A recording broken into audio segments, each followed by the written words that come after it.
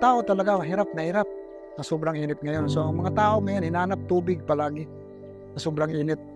Nag-suffer tayo ngayon ng El Nino. Mula bata pa kasi ako, 2.5 kilometer yung tinira ng tubig.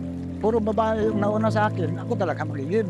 Kailangan kong bumalik ng 3 times. So dapat 4 o'clock gising ka na kasi isa lang ang balon. Sabi ko, pag ako ang naging kapitan, babaguhin ko. Kaya yung una kong project talaga yung elevated water tank. Mayroon akong source na flowing. Sabi ko sa mga constituent ko, hindi ko pa-experience sa inyo. Experience ko. So kung tubig kasi ang pag-usapan, may emosyonal ako ha. Magkaralit ako dahil sa hirap na tinanan ko. Tubig may sinanglan.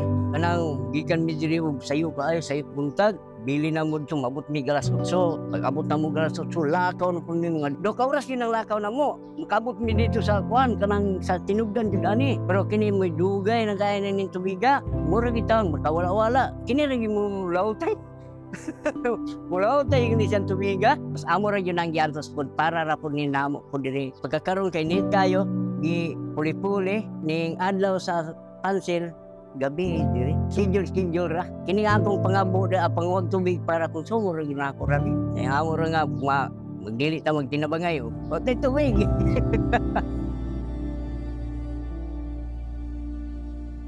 Yung kabahayan, dalawa ang source nila. Yung puso, kung tamaan yung flowing, swerte. At saka yung potable water galing sa water district. Hindi naman lahat may kakayanan kasi meron kami ditong forest in the poor. Actually, nag-color coding ako Kasi kung sino mga makatanggap ng benepisyo sa government, yung color coding ko na forest of the poor, dapat silang mauna. Yung iba, pag walang pambili ng mineral, direkta na lang sa potable water. But nakita nyo naman, pag yung GI pipe, kinakalawang So yun ang disadvantage. Hindi kagaya ng mineral water, dumaan sa different stages of filter. Malaking tulong talaga yun sa mga walang kakayanan. Dan pwede naman tayo mag-share. Na ito ang gamitin yung panginom dahil safe to. Ito, malaking tulong to sa mga walang kakayanan bumili ng mineral na water. Pag palakas po ba ang ulan, lumalabo ang tubig? Diba po, lumalabo, napuputikan, so nakahalo din po dito kung ano-ano na po galing sa baha na maaaring madala ng paruming tubig.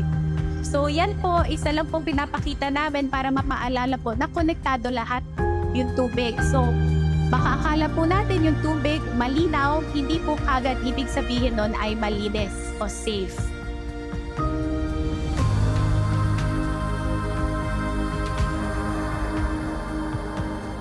Yung source namin talaga, kinukuha yun sa bundok, malayo talaga. May kinuha kami at tubig na galing sa bundok, yung sa Bunlas, at saka yung isa dito sa may namin sa sitio, Pulo Plantation, yun. Doon kami kumukuha. Pero may pipe going dito sa proper namin. So yung sa binigyan nyo na water filtration, laki talagang tulong yan sa aming barangay. At saka maasahan nyo na yung binigyan sa amin, ingatan namin yan. Saka nabigyan namin ng serbisyo yung mga tao. Alam ko na yung binigyan sa amin, makabenepisyo talaga ang lahat ng community sa barangay namin. Tuwang-tuwa ako nang dumating yung Waves for Water. Ang laki ng pasasalamat ko sa San Miguel Corporation.